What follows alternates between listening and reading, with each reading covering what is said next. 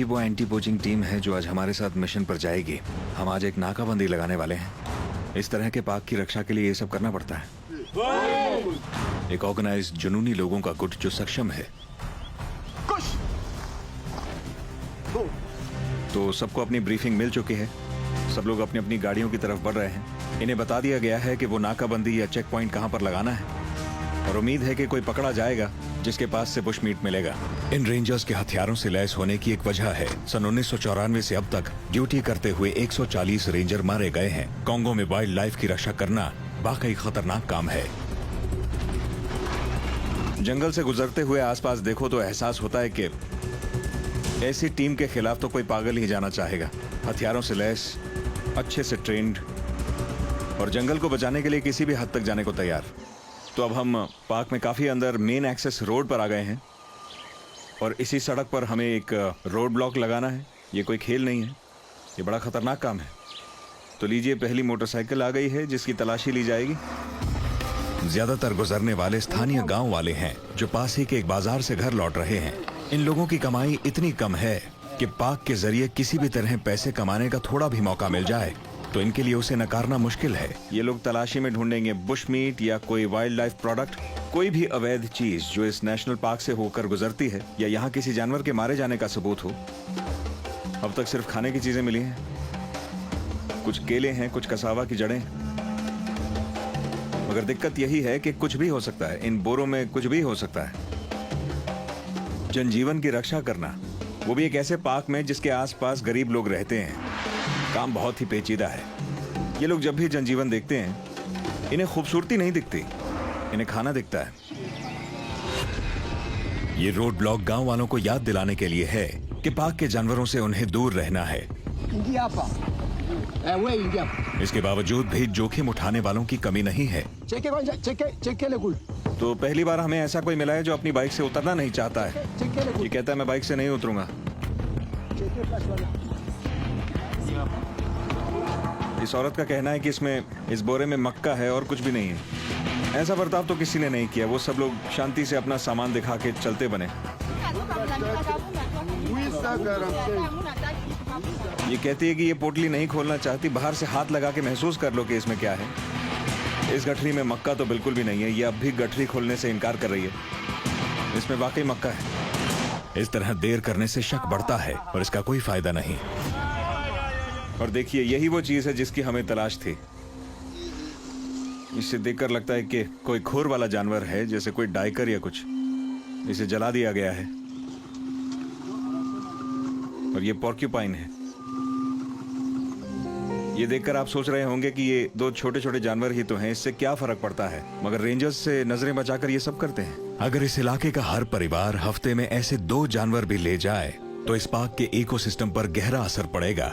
ICCN के rangers की बदौलत मांस लेकर इस तरह खुलेआम घूमना इन लोगों के लिए काफी मुश्किल हो गया है। मगर ये औरत इस मीट को अपने परिवार के लिए नहीं ले जा रही थी। दरअसल ये एक बड़ी समस्या का छोटा सा हिस्सा है। तो अब ये लोग कह रहे हैं कि इसके पास इतने पैसे इसलिए हैं क्योंकि ये असल में पोचर नहीं, एक ट्रांसपोर्टर है। मीट की कमी की वजह से इस जंगल में कई अलग अलग तरह के पोचिंग के गैंग्स काम करते हैं। तो ये अपने पैसे को डबल करती है। ये पोचर्स से मांस खरीदती है, कुछ ही डॉलर्स में ये पोचर्स से मांस खरीदती है, और जब तक ये मांस शहर ले जाती है तो मांस की कीमत दुगनी हो चुकी होती है। ऐसे गैर कानूनी पोचिंग नेटवर्क्स पूरे देश में फैले हुए हैं, और जब बात जानवरों की रक्षा की होती है, असली फायदा इन शिकारियों को पकड़ने में है। तो कमांडर कहते हैं कि इस औरत को पकड़ने का ये फायदा है कि इसकी मदद से और लोग पकड़े जा सकते हैं।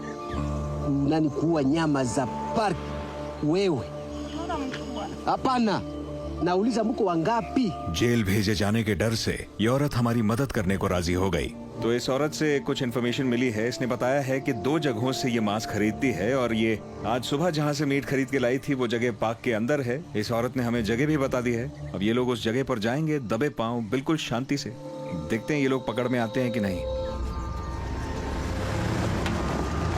अब हमारे पास बड़े खिलाड़ियों को दबोचने का मौका है, तो हम निकल चुके हैं जंगल की गहराइयों की तरफ। तो जिस औरत को हमने आज पकड़ा था, उसने इन्हें समझाया था कि ये सड़क खत्म होते ही एक जगह आएगी, और इन्हें लगता है कि वो यही जगह है।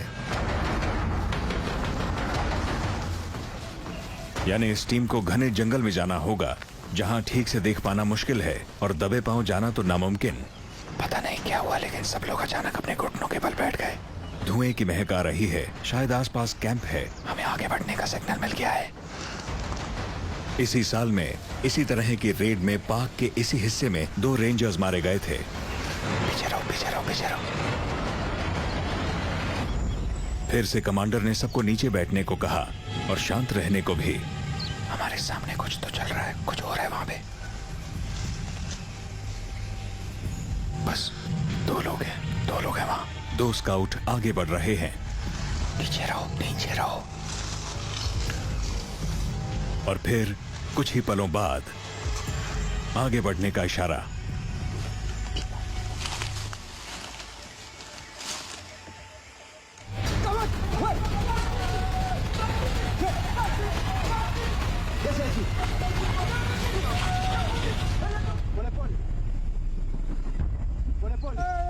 कैमरा क्रू और मेरे वहां पहुंचने से पहले रेंजर्स 2 लोगों को पकड़ भी चुके हैं। देखिए, किसी तरह का कैंप तो लग रहा है ये। यहाँ कई तरह के हथियार बिखरे पड़े हैं। एक बड़ा सा भाला, यहाँ मशेटीज हैं। ये ज्यादा वक्त से यहाँ नहीं थे, लेकिन आग काफी बड़ी जलाई है। हाँ, hii silaha ni mbaya। तो ये घर पे बनी हुई पुरानी शॉटगन है। जरा देखिए इसे। भूख और गरीबी लोगों के दिमाग तेज भी करती है। जरा इन वायर स्नेयर्स को देखिए। मगर ये होममेड शिकार के जाल कुछ ज्यादा ही अमानवीय भी होते हैं। ये लेग होल्ड ट्रैप्स जानवरों के पैर जकड़ते हैं। इनसे या तो जानवरों के पैर टूटते हैं या उनका दम घुट जाता है। ये लोग हमदर्दी के हकदार तो हैं ही नहीं। पोचर्स बहुत ही कठोर दिल होते हैं। ये तो शुक्र है ICCN का कि इस तरह के लोग अपने काम को अंजाम नहीं दे पाते। ये जनजीवन के संरक्षण के हीरोज हैं। पोचर्स को हम अपने साथ अपने हेडक्वार्टर्स ले गए, जहां पाक के कानून तोड़ने की इन्हें सजा दी जाएगी।